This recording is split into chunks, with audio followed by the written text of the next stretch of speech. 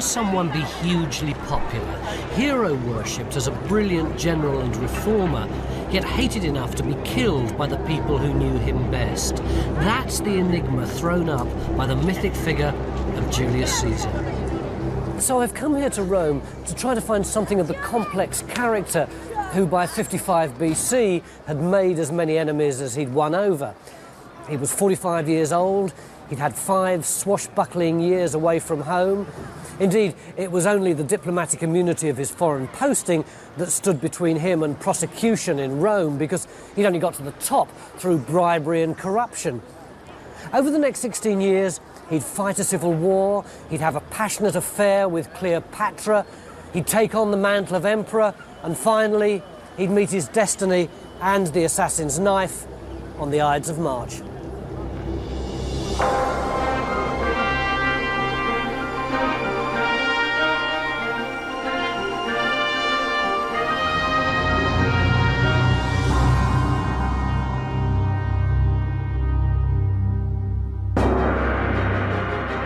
As he approached 50, Caesar looked back on an epic career achieved through ruthless ambition, relentless work, and a strange mixture of charm and brutality. In getting to the top, he'd already travelled thousands of miles. As governor of Gaul, he'd fought a brilliant campaign, cutting his way through northern Europe, and then publicised his victories in his own books, the Gallic Wars. But he had to stay in Gaul because of the charge of corruption he faced back in Rome. He'd formed an alliance with the other 2 great Romans of the age, Pompey the Great and Marcus Crassus. As part of the so-called triumvirate, Caesar had ridden roughshod over the Senate. His methods led to the charges of corruption and meant he had to keep away from Rome. But now, everything he'd done over the last 5 years was beginning to unravel. Caesar thought he'd conquered Gaul, but the Gallic tribes were rebelling. As Caesar crushed one revolt, another broke out. In 52 BC, the problem became a crisis.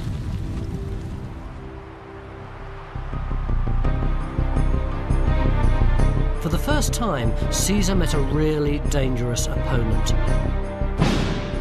A charismatic young Gallic prince was uniting the disparate tribes. His name was Vercingetorix.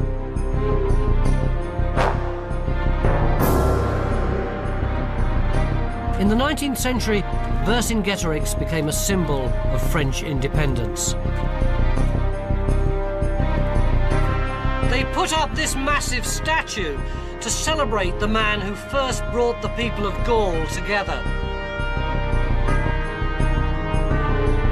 At the time, the Gauls had no sense of being one nation, but they all hated the Romans. In Vercingetorix, they had someone who knew how to fight like Caesar. He'd actually served in Caesar's cavalry. He knew that the Romans' main asset was Caesar himself.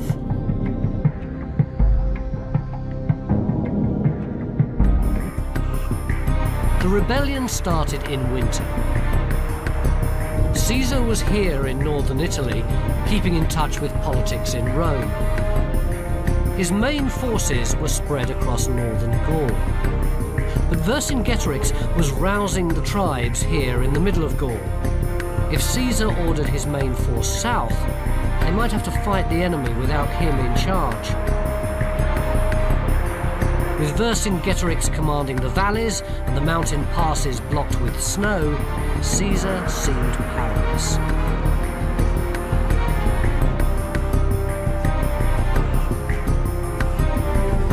If you want to understand Caesar, you need to think like him. 1, anything is possible. 2, do what the enemy least expects. He only had a small bunch of raw recruits, but he ordered them to dig a route through a pass that was 2 meters deep in snow. Not only that, but they did it in 24 hours. They broke through, and even though it was such a tiny force, they completely panicked the enemy. It was an act of strategic brilliance. Vercingetorix retreated rapidly to the safety of the Auvergne, and this bought Caesar time to head west, reunite with the main force and attack the rebels. But Vercingetorix wasn't finished. He was on home ground, and he used the weather and the terrain to his advantage. For the first time, Caesar found himself outmaneuvered. Caesar crossed and recrossed the land, trying to subdue rebel tribes by hitting at their strongholds. Vercingetorix harried his extended supply lines, rarely giving battle.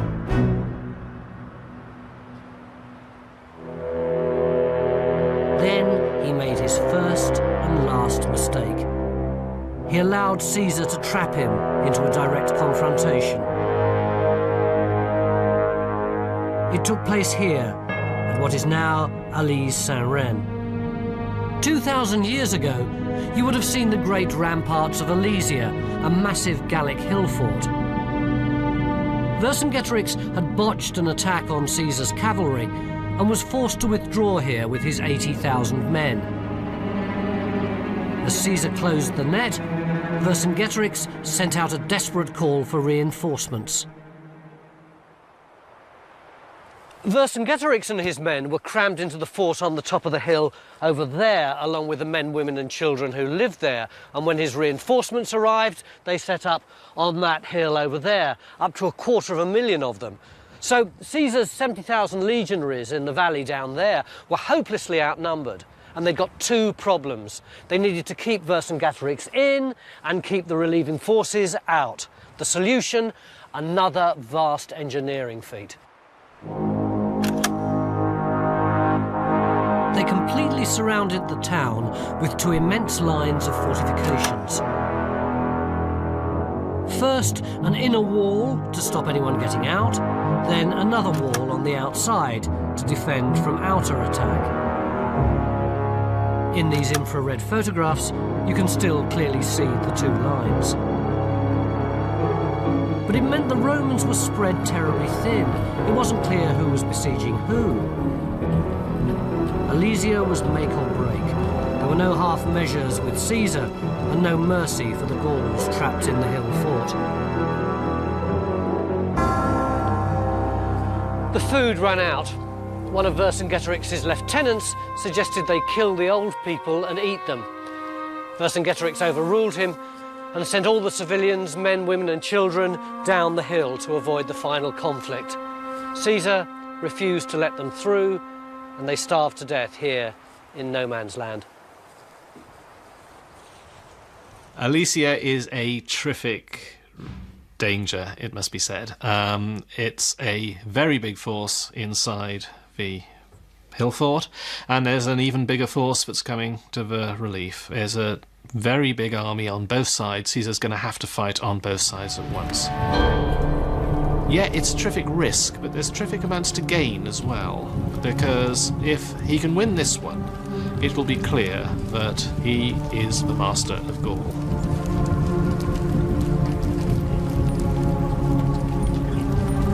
The Romans, stretched over 10 miles of defences, were outnumbered nearly 5 to 1.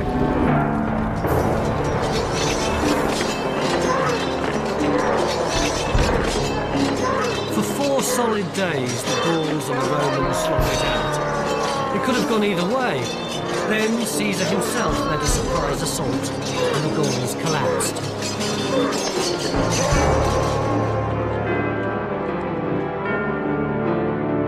After the surrender, Vercingetorix was taken to Rome in chains to await his fate.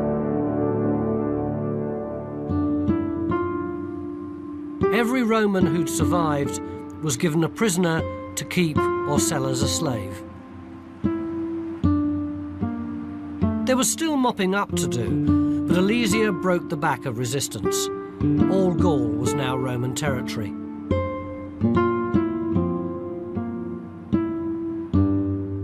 Caesar had rewritten the map of Rome's dominions.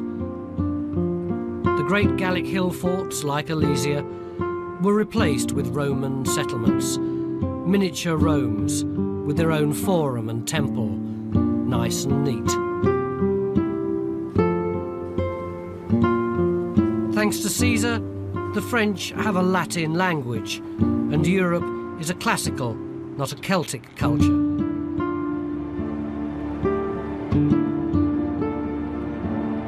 Caesar had surpassed the achievements of Rome's greatest living general, his ally Pompey. But Pompey didn't like that. They were heading for a showdown.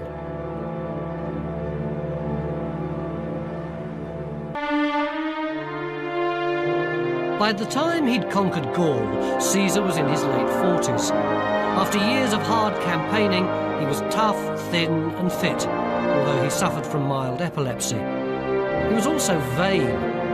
He was so embarrassed by his thinning black hair that he'd started to comb it forward from the back to cover the bald patch like a Roman comb-over. But the major crisis of his middle age was only too real. Back in Rome, things hadn't been going so sweetly. Caesar had survived so far because of his alliance with the millionaire Crassus and the great general Pompey. But now relations had grown strained and broken. Crassus had been killed on campaign in Asia, while another death had shattered Caesar's alliance with Pompey. Pompey had married Caesar's only daughter. The two men were united by their devotion to her, but she died in childbirth. The grieving Pompey became distant. He was jealous of Caesar's success and threatened by his military might.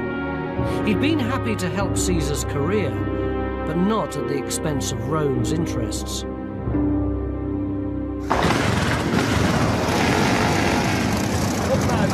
The rivalry soon degenerated into gang warfare, fought out on the streets by hired thugs.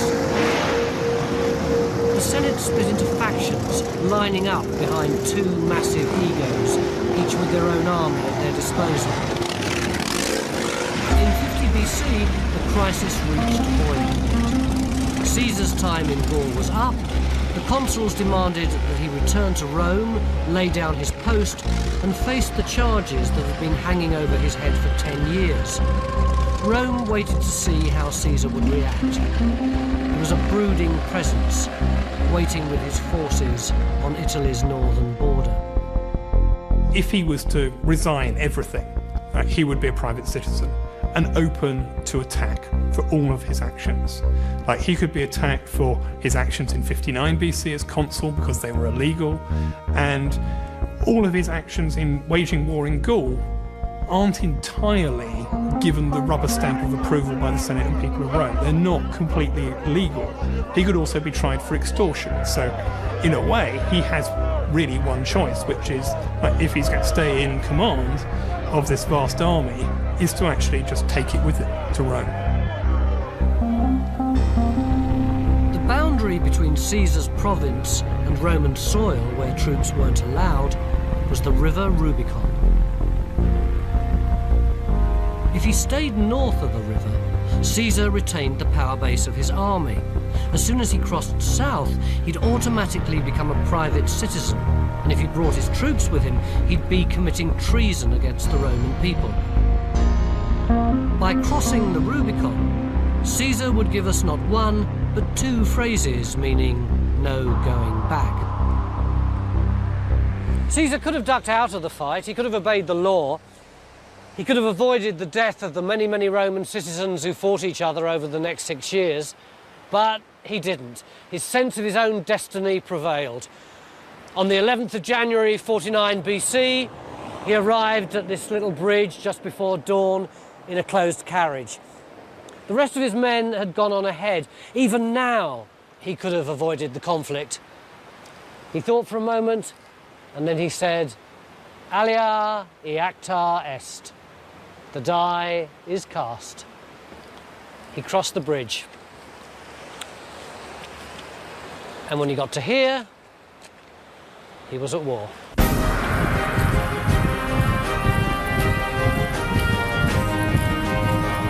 The bitter conflict would last 5 years and cover thousands of miles. But Caesar started as the second favourite. He had his own troops, But Pompey, with the blessing of the Senate, had the bulk of the Roman army and the navy. But the sudden ferocity of Caesar's move spooked his enemies. As he stormed south, advancing on Rome, his reputation alone was enough to cause panic. Pompey evacuated his troops and fled to the port of Brundisium to escape to Greece, while Caesar came home.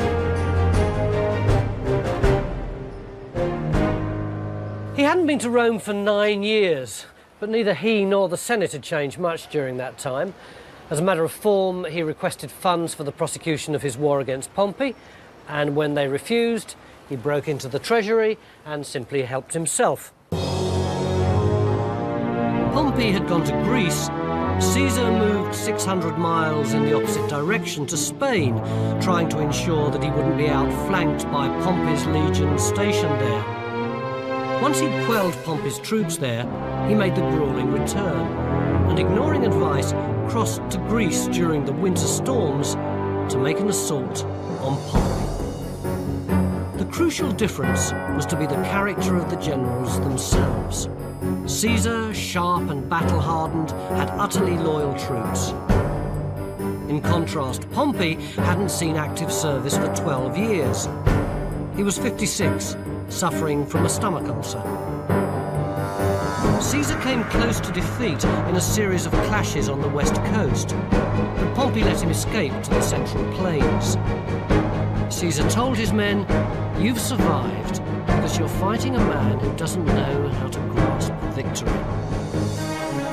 Here, outside the town of Pharsalus, Pompey the Great and Julius Caesar had their showdown. Pompey's forces were arrayed under the hills to the west. Caesar faced him with his back to Pharsalus.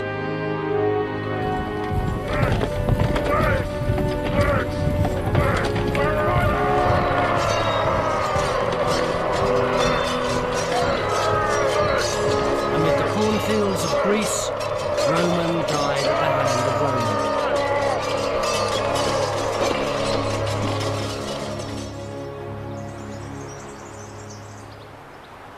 Pompey was soundly beaten and fled, leaving 6,000 dead and 24,000 prisoners.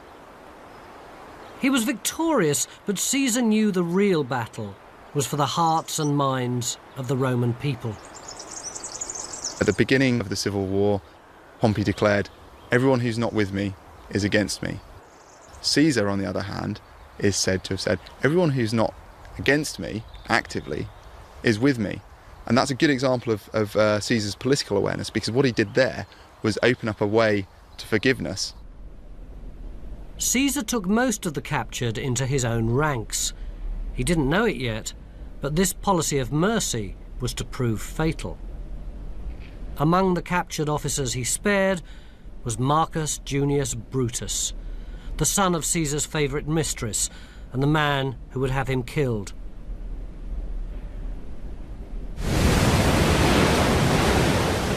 Himself had got away. Word reached Caesar that he was fleeing south across the Mediterranean. The sensible thing would have been to consolidate his position and return home. But the fight with Pompey had become a vendetta. He set off in hot pursuit against his enemy, and they both ended up here in Alexandria. Pompey came seeking asylum, but the Egyptians knew who'd won and stabbed him in front of his wife when he was being rowed ashore. A few days later, Caesar arrived and was presented with the embalmed head of his enemy and his signet ring. Caesar might have thought the affair was over. In fact, it had just begun.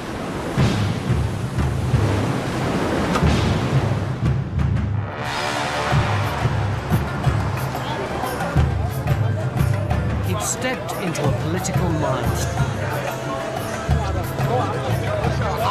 Exotic Egypt was run by the Ptolemy dynasty. Because the royal family were thought to be living gods, the rulers were always a brother and sister who married each other and ruled jointly, although each kept a separate palace. Incest didn't make them fond of each other. There were fierce struggles to get the upper hand.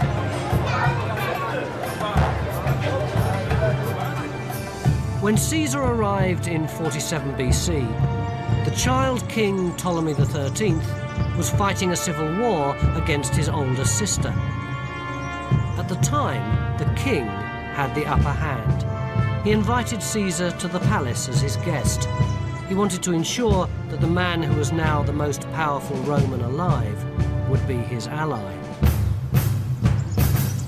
A few days later, Caesar had an unusual visitor. A male attendant came in with a laundry sack over his shoulder. He dropped it on the floor, opened it, and out popped the Queen. She'd come to enlist Caesar's help against the king, her brother. To a man with a roving eye like Caesar's, this was big-time trouble. In front of him, exotic and available, was Cleopatra.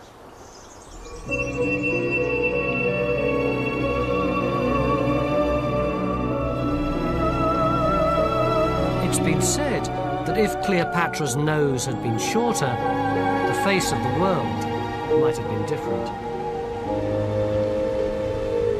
200 years after her time, she was the most beautiful woman alive, people say. But the statues that we have and the coins that we have suggest that what Plutarch says about her is closer to the truth.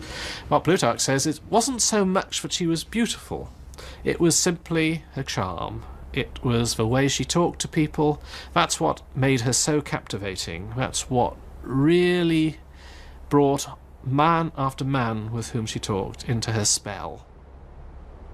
And the way she looked, well, love stories tend always to turn the woman into the most beautiful woman alive.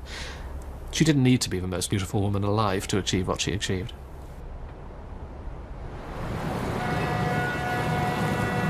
She was 20, he was 52.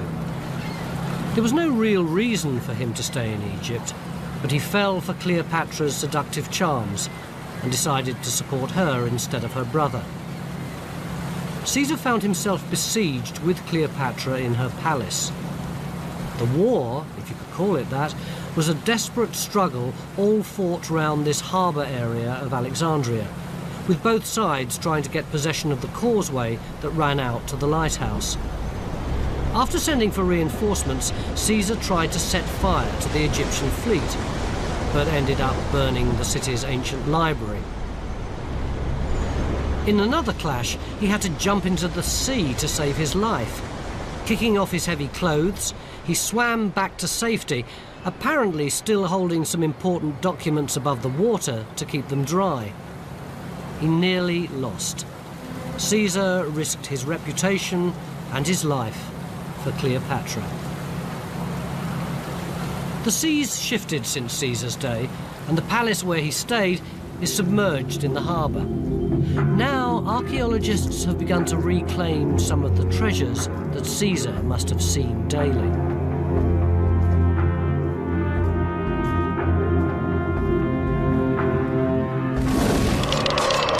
With Caesar's help, Cleopatra was the winner of the war. Once reinforcements arrived, there was a decisive confrontation. Cleopatra's enemies were routed. Caesar installed her as queen. The new king, and Cleopatra's official husband, was her 11-year-old brother. But the baby Cleopatra had later that year was called Caesarion, after his father.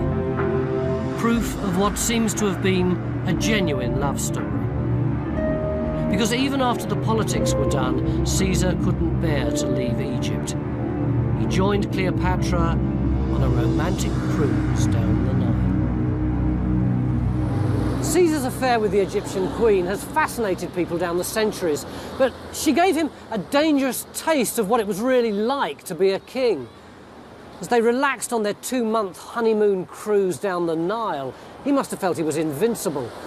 He'd conquered the world, he'd won Cleopatra, but it was cold, hard politics that would kill him. When he returned to his wife and affairs of state in Rome, he had no idea that 3 years later he'd be facing the assassin's knife. Caesar marched back home in triumph up the Appian Way, but he hadn't come straight from Egypt. Typically, when he left Cleopatra's arms, he diverted to northern Turkey, where he fought a lightning and devastating campaign against a king who'd been trying to invade the empire. In a life crowned with military success, he'd surpassed himself. To celebrate, he wrote one of the most famous sayings of all time, Veni, Vidi, Vici. I came, I saw, I conquered. A brilliant epigram from a brilliant man. But unfortunately not his own. That form of expression is not at all unusual. We can find parallels in Roman comedy. Came, we saw, we went away again. The Greek philosopher Democritus said something about the whole of life as being like that. We came, we lived, we went away again. What's new about what Caesar does is that instead of coming, seeing and going away, it's I came, I saw and I conquered. This was early PR. Caesar wasn't content with mere achievement. He wanted to create his own myth at the same time. Rome is increasingly a political scene where propaganda or image building of one sort or another is becoming more and more important.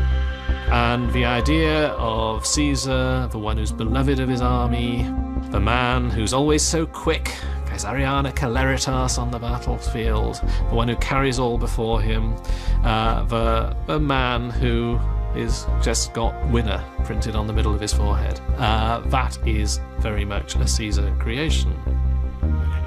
As soon as he got back to Rome, he wrote up his own account of the Civil War, playing on his mercy and his willingness to unite the peoples of Rome.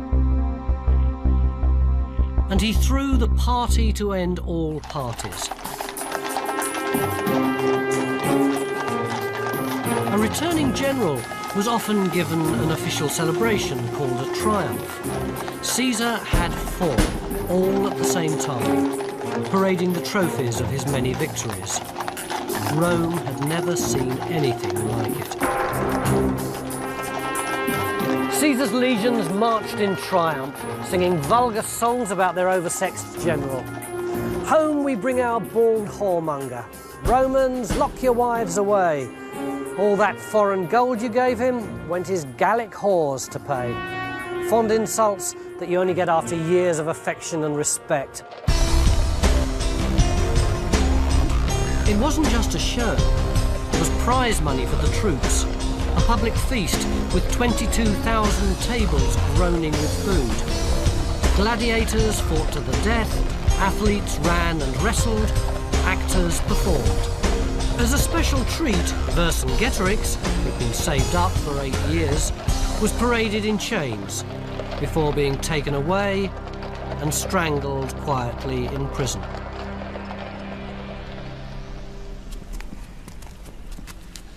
No one Roman had ever been so powerful and so popular as Julius Caesar.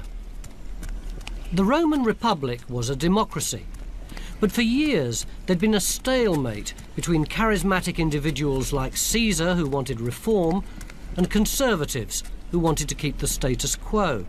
The scale of Caesar's military success and his public acclaim gave him a popular mandate for a radical change. In the Senate, he swept all before him. He was still supposed to be the first amongst equals. In practice, his power base let him ride roughshod over the opposition. Caesar rubbed senators' noses in his dominance, attaching their names to bills without their consent. People found themselves credited with putting measures forward when they hadn't even attended the Senate. Everyone is frightened about the future. Where is this going to take us? And the people who say, you've got to change things, cause great alarm to all the vested interests. And when you consider that 2 centuries of conquest have created an enormous accumulation of vested interests of people with land and estates and money and so on, and they're all hoping to pass them on to their children, and they don't want a new political order. So one man, one of their number, rising to supreme power is a terrible threat. Caesar was a one-man revolution. His reforms solved the problems in Rome and made the empire a reality. Rome was overcrowded and there were thousands of retired soldiers without a pension. Caesar simply took 80,000 people out of the city and resettled them in new towns abroad, where he also gave land to army veterans. By making Romans settle in Gaul or Spain, he started to turn them from conquered countries into a true part of the Roman system. And he reformed the Senate, expanding the number of senators to include people from the provinces, so that they too could have a say in how things were run. One of the jokes that went around Rome was, if you see a guy in trousers, don't point him the way to the Senate, because a guy in trousers is going to be a Gaul, and they're saying, you know, he's even appointing these barbarian Gauls to our Senate. Now that's an exaggeration, but behind that lies, if you have fought an enormous campaign in Gaul and you've recruited part of your army from Gaul, you will indeed promote the successful officers up the system.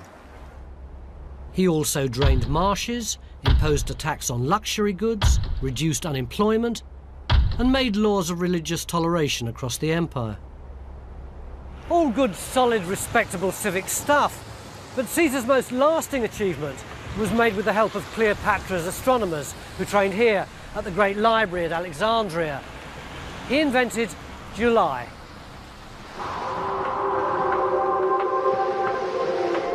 Before Caesar, the Roman year was too short. Their 12 months followed the phases of the moon and were only 28 days long. Every so often, they had to put in an extra month to make up, but during the chaos of the Civil War, Midsummer Day had fallen in September. Caesar understood astronomy. He knew the year should be 365 days long. He divided up the extra days between the 12 months. To get things right, he stretched time. Between November and December 46 BC, he put in 2 extra months. Then, on the 1st of January 45 BC, his new 365-day calendar started. With minor modifications, it's what we have today. To mark his achievement, the month that contained his birthday was called July. Then, in the middle of all this activity, Cleopatra herself arrived in Rome with her 12-year-old husband and Caesar's baby. Nothing shows Caesar's high-handed attitude more than the way he handled her visit. He erected a statue of Cleopatra in the temple of Venus the Mother. This was blasphemy. Having a girlfriend was one thing. Asking Romans to treat her like a goddess was another. By 45 BC, discontent was seeping round the Roman elite. Caesar's military enemies still had power. The civil war was threatening to break out again in Spain. He'd already had to fight in North Africa the year before, putting down a resurgence of Pompey's supporters there. Now Pompey's sons, wanting to avenge their father, were assembling an army near Cordoba. Once more, Caesar rallied his troops for what was to be his last campaign. It's 2,400 kilometers from Rome to Cordoba. Caesar did it in just 27 days. In fact, he got there before either the enemy or his own men knew he was coming. The final battle of the Civil War was one of Caesar's most desperate struggles. It took place just north of Cadiz, at Munda.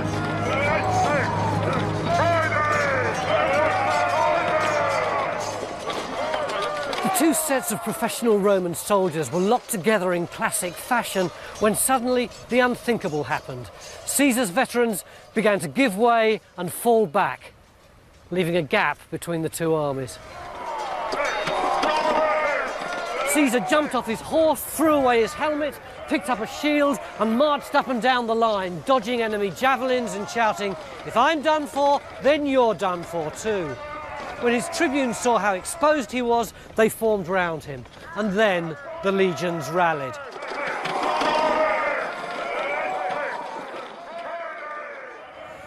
When the battle was won, Caesar admitted that he'd contemplated suicide when he saw his men begin to fall back. "I fought for victory before," he said, "but I've never fought for my own life."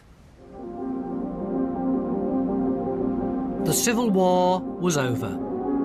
By the age of 55, Caesar had such power that the Republic could barely fit him into the existing democracy.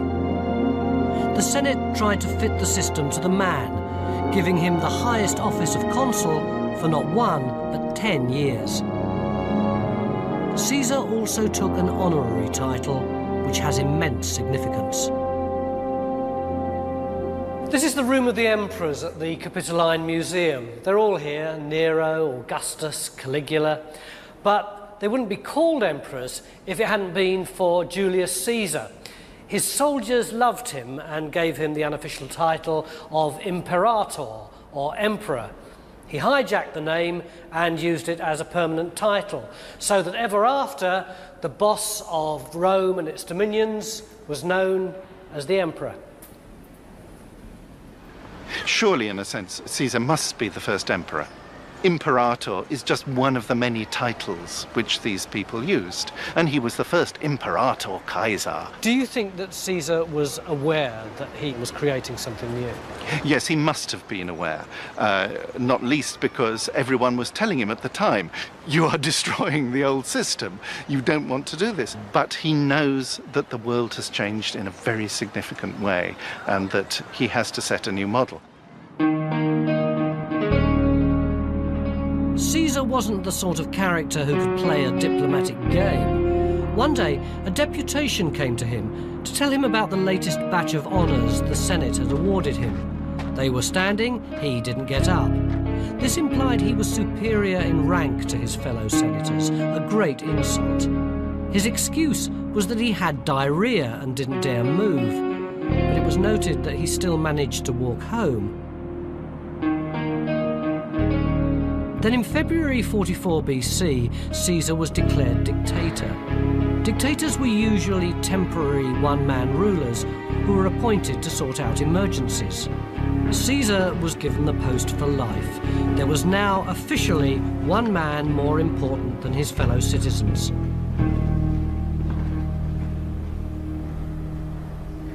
There'd been dictators before, like Sulla, who'd predicted that Caesar would bring down the entire system.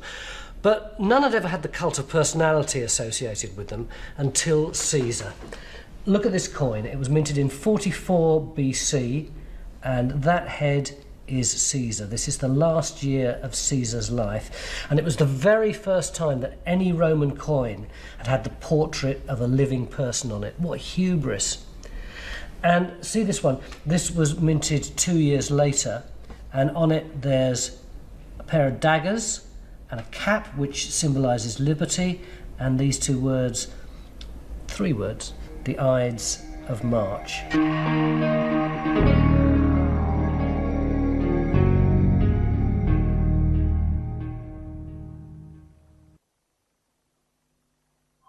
By 44 BC, Julius Caesar was 56 years old. After disregarding the niceties of Roman democracy, he was now a king in all but name. Romans hated the very word king. 600 years before, there'd been 7 kings of Rome, and the last, Tarquin, had been such a tyrant, they got rid of him and set up the Republic instead. They never forgot what a disaster kingship had been. In fact, when people tried to call Caesar king, he rejected the title, but he'd already gone too far in establishing one-person rule. I'm quite certain that Caesar didn't want to be a king. Caesar knew Roman history extremely well. And first steps in Roman history is we kill kings. We don't like kings. We had them once in the past. There were 7 of them. 7's a good round number, and 7 is enough. And Roman history from then on is about every time anyone threatens to be a king, you're allowed, exceptionally, to kill him. The ringleaders in the assassination plot were 2 men called Brutus and Cassius. Brutus had been spared by Caesar after the Battle of Pharsalus. Cassius harboured a personal grudge. Caesar had once pinched some lions from him for the public games. They started to sound out other people who thought Caesar was undermining the Republic. More and more discontented senators joined in. Most of Rome seemed to know there was something afoot. But astoundingly, Caesar made a move that was typical of his self-belief. He sacked his bodyguard. To him, constantly watching your back was a sign of weakness and fear. On the other hand, he wasn't going to sit around waiting for something to happen. He announced that he was going to launch a new military campaign. He would leave Rome on the 18th of March. That gave the plotters a deadline. On the 14th, he went out for dinner. There was a discussion about what was a good way to die. Sudden death, said Caesar. One thing's certain. 24 hours after he made the flippant remark, he was dead. 2,000 years later, we can trace his every move. The 15th was the Ides of March, and Caesar was due at a meeting of the Senate. But his wife had a premonition in a dream and urged him not to go. Caesar wasn't normally superstitious, but he got a second opinion from a soothsayer and decided not to tempt fate and to stay at home instead.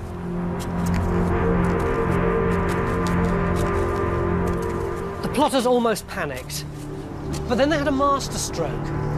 They sent for the man that Caesar was least likely to suspect in order to try and lure him to the place where they planned to kill him.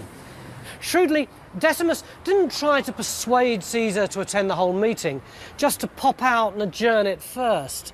And as he spoke, he took Caesar by the hand and led him out into the street.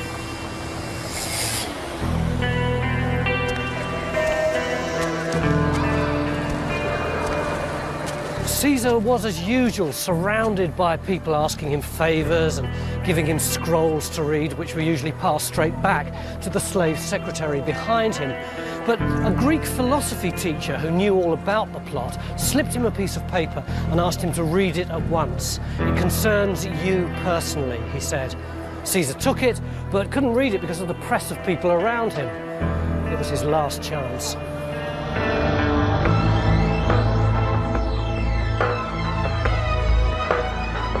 He went through to meet the Senate and his death.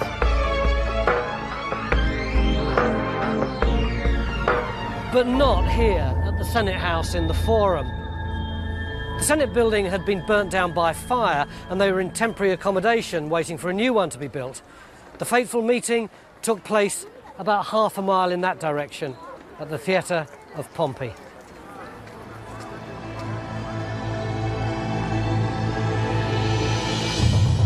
It's Shakespeare's play that has the murder taking place on the steps of the Senate House. It's ironic that it really happened in a theatre built by the man who became Caesar's arch-enemy. And although the murder's world famous, the real location's pretty difficult to find. The Theatre of Pompey is shown on the tourist map, but there's no sign at all of it in the street, other than the intriguing shape of this building, which mirrors the shape of the original theatre. The only actual remains, though, around the corner.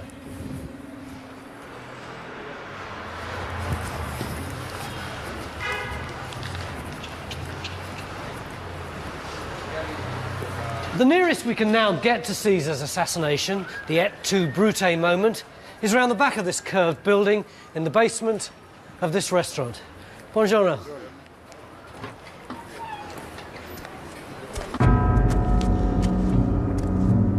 Caesar was invited into the Senate room just a few meters from here. As he went to sit down, the plotters struck.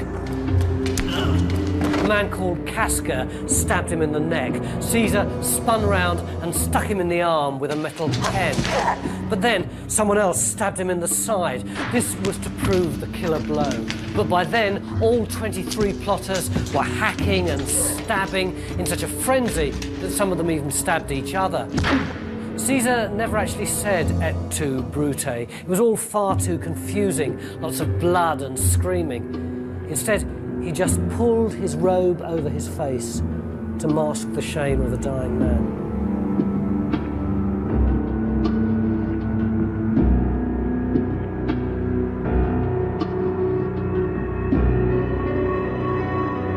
When the coast was clear, 3 slaves carried the body home. Meanwhile, the plotters ran through the streets proclaiming freedom. But the people of Rome didn't want freedom. They loved Caesar and turned out in their thousands in the Forum to honour him when his body was cremated. They wanted another emperor. The Republic was never restored, and in his honour, his successors were known as Caesar.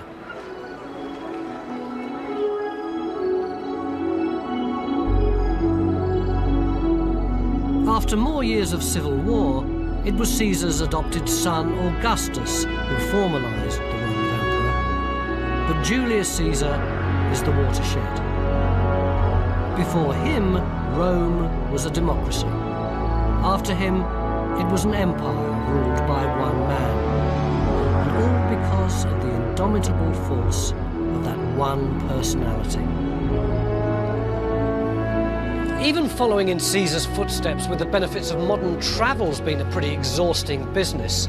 But at the end of my 2,000-mile quest, I can certainly say I hail Caesar, even if given his ruthless ambition, I can't actually say that I like him very much. Nevertheless, he was one of history's truly epic figures. He lived life with an energy and a ferocity that is hard to imagine in anyone today. And his achievements were really colossal. His conquests ensured that European culture would be classical and not Celtic. And perhaps most important of all, he persuaded the Roman people that one-person rule could work. And this new model of the Roman Caesar would change Roman history forever.